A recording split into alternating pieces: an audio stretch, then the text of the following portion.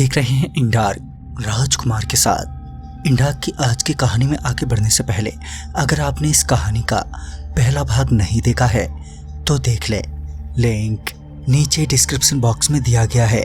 तो चलिए बढ़ते हैं इस कहानी के दूसरे भाग की ओर, जहां मैं बस से उतरने के बाद भी उसी सज्जन व्यक्ति के ही बारे में सोचे जा रहा था, तो वहीं वो व्यक्ति उस बस के साथ आगे बढ़ चुका था। खैर रात तो काफी हो चुकी थी और अभी भी काफी रास्ता पैदल ही तय करना था। मैं अभी आगे बढ़ ही रहा था कि मुझे किसी के कदमों की आहट आई जो कि मेरे पीछे से आ रही थी, और जब मैंने पीछे पलट कर देखा तो पाया कि कोई लड़खड़ाता हुआ चला आ रहा है, मगर वो अभी काफी दूर था, जिसकी वजह से ये साफ नहीं हो पा रहा था कि वो कौन है। मैं वहीं खड़ा होकर उसे ही देखने लगा।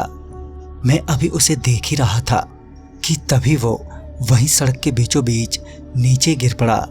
मैं तुरंत ही उसकी मदद के लिए उसकी ओर दौड़ा और मैंने उसे अपना हाथ पकड़ाते हुए उठाया तो उसका चेहरा देखकर मेरे तो पसीने छूटने लगे। दरअसल वो कोई और नहीं बल्कि वो वही सज्जन थे जो मुझे ट्रेन में मिले थे, और फिर बस में वो मेरे को पहचानने से इनकार कर रहे थे। मगर मेरी ये बात समझ में नहीं आ रही थी कि आखिर ये यहाँ पर कैसे, वो भी ऐसी बुरी हालत में। मैं अभी उनसे पूछने ही वाला था कि ऐसा कैसे हुआ कि तभी उसने मेरे से कहा, अरे तुम कहाँ चले गए थे मेरे को वहाँ अकेला छोड़कर? देखो मेरी क्या हालत हो गई है। इस पर मैं हैरानी भरी नज़रों से उन्हें देखते हुए बोला, अरे क्या बात कर रहे हो, आप भी तो बस में ही चढ़े थे ना, और तो और बस में चढ़ते ही मुझे पहचानने से भी इनकार कर दिया था। इस पर उस आदमी ने कहा, अरे मैं तो बस में चढ़ा ही नहीं।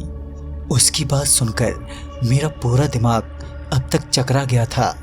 मुझे जल्दी से किसी तरह उस आदमी को अस्पताल पहुंचाना था।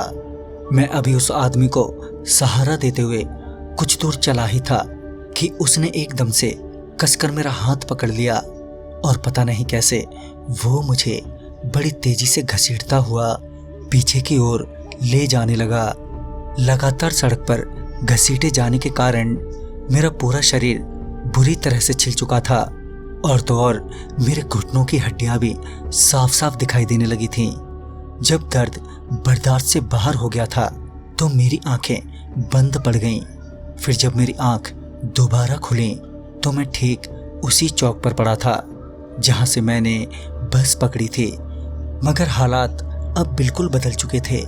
मैं सड़क पर औंधे मुंह पड़ा हुआ था और मैं अपनी जगह से जरा सा भी हिल तलक नहीं पा रहा था। मैं दर्द से चीखना चाहता था, मगर अब तक मेरी आवाज भी पूरी तरह से बैठ चुकी थी।